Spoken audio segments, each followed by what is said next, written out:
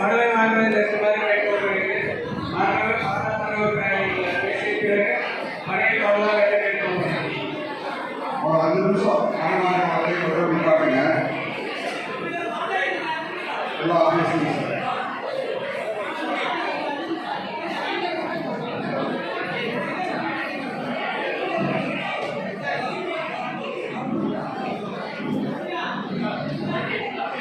ஏன்னா அந்த நிகழ்ச்சி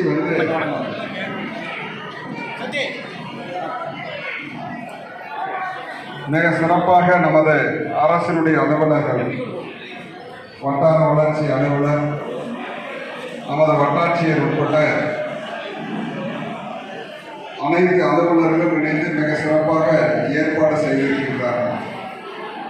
பொதுவாக அரசினுடைய திட்டங்களை,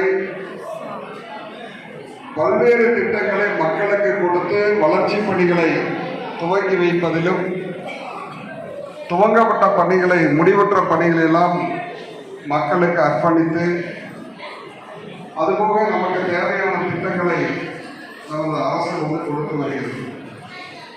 ஆனால் இந்த திட்டத்தை பொறுத்தவரை நமது வாழ்வில் அன்றாடம் சந்திக்கக்கூடிய பிரச்சனைகள்,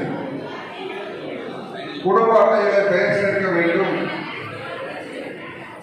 ஆதார் அட்டையில பெயர் மாற்றம் செய்ய வேண்டும், இருப்பிட சான்றிதழ் பெற வேண்டும், ஜாதி சான்றிதழ் பெற வேண்டும், கல்லூரியில் படிக்கக்கூடிய குழந்தைகளுக்கு, விவசாயிகளுக்கு பட்டாவில பெயர் மாற்றம் செய்ய வேண்டும், பல்வேறு விசைத்தறியாளர்கள் எல்லாம் தன்னுடைய இடங்களுக்கு தன்னுடைய அப்பா பெயர், தாத்தா பெயருடைய மின் இணைப்பு பெற்றவர்கள் எல்லாம் அந்த மின் இணைப்பினுடைய பெயர் மாற்றம் செய்ய வேண்டும் போன்ற பல்வேறு அன்றாட பிரச்சனைகள் தேவை.